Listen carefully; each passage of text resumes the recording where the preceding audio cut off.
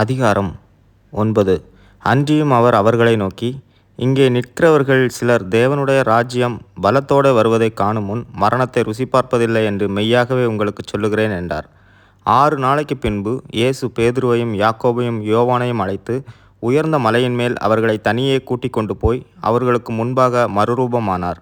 அவருடைய வஸ்திரம் உறைந்த மலையைப் போல் பூமியிலே எந்த வண்ணானும் வெளுக்கக்கூடாத வெண்மையாய் பிரகாசித்தது. அப்பொழுது மோசேயும் எலியாவும் இயேசுவுடனே பேசுகிறவர்களாக அவர்களுக்கு காணப்பட்டார்கள். அப்பொழுது பேதுரு இயேசுவை நோக்கி, ரபி, நாம் இங்கே இருக்கிறது நல்லது. உமக்கு ஒரு கூடாரமும் மோசேக்கு ஒரு கூடாரமும் எலியாவுக்கு ஒரு கூடாரமுமாக 3 கூடாரங்களை போடுவோம் என்றான். அவர்கள் மிகவும் பயந்திருந்தபடியால் தான் பேசுகிறது இன்னதென்று அறியாமல் இப்படி சொன்னான். அப்பொழுது ஒரு மேகம் அவர்கள் மேல் நிழலிட்டது. இவர் என்னுடைய நேசகுமாரன், இவருக்குச் செவிகொடுங்கள் என்று அந்த மேகத்திலிருந்து ஒரு சத்தம் உண்டாயிற்று. உடனே அவர்கள் சுற்றிலும் பார்த்தபோது இயேசு ஒருவரைத் தவிர வேறொருவரையும் காணவில்லை. அவர்கள் மலையிலிருந்து இறங்குகிற போது அவர் அவர்களை நோக்கி, மனுஷகுமாரன் மரித்தோரிலிருந்து எழுந்திருக்கும் வரை நீங்கள் கண்டவைகளை ஒருவருக்கும் சொல்ல வேண்டாம் என்று கட்டளையிட்டார். மரித்தோரிலிருந்து எழுந்திருப்பது என்னவென்று அவர்கள் ஒருவரிடத்தில் ஒருவர் விசாரித்து அந்த வார்த்தையை தங்களுக்குள்ளே அடக்கி கொண்டு, எலியா முந்தி வரவேண்டும் என்று வேதபாரகர் சொல்லுகிறார்களே, அது எப்படி என்று அவரிடத்தில் கேட்டார்கள்.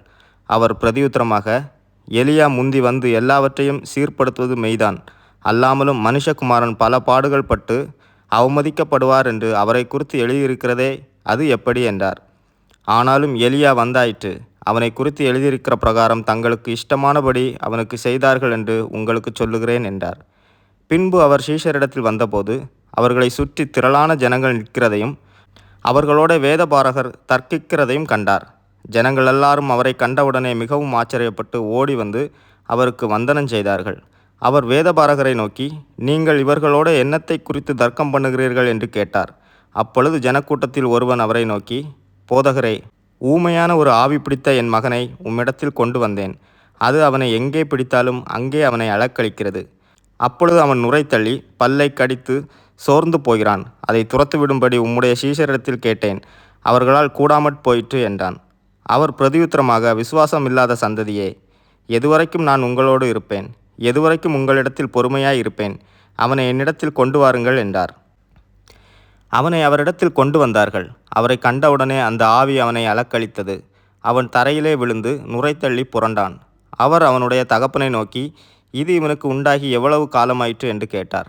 அதற்கு அவன், சிறு வயது முதற்கொண்டே உண்டாயிருக்கிறது. இவனை கொல்லும்படிக்கு அது அநேக தரம் தீயிலும் தண்ணீரிலும் தள்ளிற்று. நீர் ஏதாகிலும் செய்யக்கூடுமானால் எங்கள் மேல் மனதிறங்கி எங்களுக்கு உதவி செய்ய வேண்டும் என்றான். இயேசு அவனை நோக்கி, நீ விசுவாசிக்க கூடுமானால் ஆகும். விசுவாசிக்கிறவனுக்கு எல்லாம் கூடும் என்றார். உடனே பிள்ளையின் தகப்பன், விசுவாசிக்கிறேன் ஆண்டவரே, என் அவ்விசுவாசம் நீங்கும்படி உதவி செய்யும் என்று கண்ணீரோடே சத்தமிட்டு சொன்னான். அப்பொழுது ஜனங்கள் கூட்டமாய் ஓடுவிருக்கிறதை இயேசு கண்டு அந்த அசுத்த ஆவியை நோக்கி, ஊமையும் செவிடுமான ஆவியே, இவனை விட்டு புறப்பட்டு போ, இனி இவனுக்குள் போகாதே என்று நான் உனக்கு கட்டளையிடுகிறேன் என்று அதை அதட்டினார்.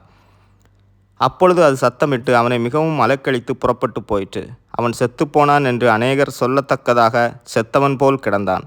இயேசு அவன் கையை பிடித்து அவனை தூக்கினார். உடனே அவன் எழுந்திருந்தான். வீட்டில் அவர் பிரவேசித்த பொழுது அவருடைய சீஷர்கள், அதை துரத்திவிட எங்களால் ஏன் கூடாமற் போயிற்று என்று அவரிடத்தில் தனித்து கேட்டார்கள்.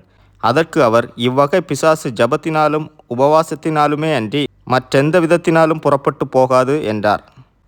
பின்பு அவ்விடம் விட்டு புறப்பட்டு கலிலேயாவை கடந்து போனார்கள். அதை ஒருவரும் அறியாதிருக்க வேண்டுமென்று விரும்பினார். ஏனெனில் மனுஷகுமாரன் மனுஷர் கைகளில் ஒப்பு கொடுக்கப்படுவார் என்றும் அவர்கள் அவரை கொன்று போடுவார்கள் என்றும் சொல்லப்பட்டு 3ஆம் நாளிலே உயிர்த்தெழுந்திருப்பார் என்றும் அவர் தம்முடைய சீஷர்களுக்கு போதகம் பண்ணி சொல்லியிருந்தார். அவர்களோ அந்த வார்த்தையை அறிந்து கொள்ளவில்லை. அதை குறித்து அவரிடத்தில் கேட்கவும் பயந்தார்கள். அவர் கப்பர்நகூமுக்கு வந்து வீட்டிலே இருக்கும்போது அவர்களை நோக்கி, நீங்கள் வழியிலே எதை குறித்து உங்களுக்குள்ளே தர்க்கம் பண்ணினீர்கள் என்று கேட்டார். அதற்கு அவர்கள் பேசாமல் இருந்தார்கள். ஏனெனில் அவர்கள் தங்களுக்குள்ளே எவன் பெரியவன் என்று வழியில் தர்க்கம் பண்ணினார்கள்.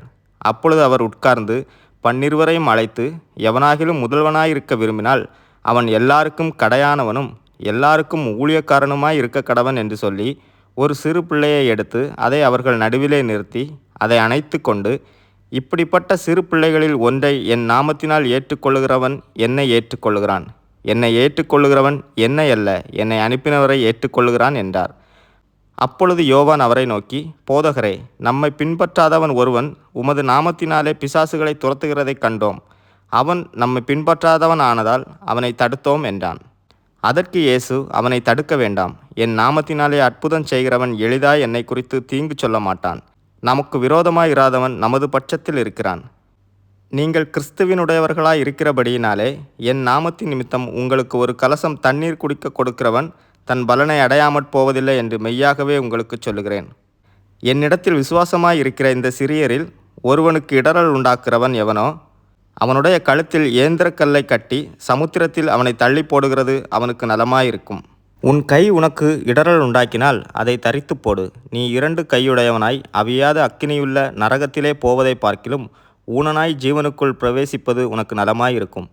அங்கே அவர்கள் புழு சாவாமலும் அக்கினி அவியாமலும் இருக்கும். உன் கால் உனக்கு இடறல் உண்டாக்கினால் அதை தரித்து போடு. நீ 2 காலுடையவனாய் அவியாத அக்கினியுள்ள நரகத்திலே தள்ளப்படுவதை பார்க்கிலும் சப்பானியாய் ஜீவனுக்குள் பிரவேசிப்பது உனக்கு நலமாயிருக்கும். அங்கே அவர்கள் புழு சாவாமலும் அக்கினி அவியாமலும் இருக்கும். உன் கண் உனக்கு இடறல் உண்டாக்கினால் அதை பிடுங்கி போடு.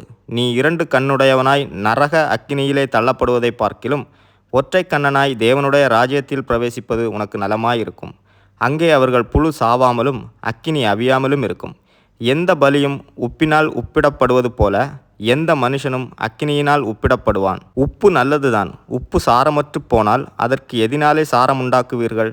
உங்களுக்குள்ளே உப்புடையவர்களாய் இருங்கள். ஒருவரோடொருவர் சமாதானம் உள்ளவர்களாயும் இருங்கள் என்றார்.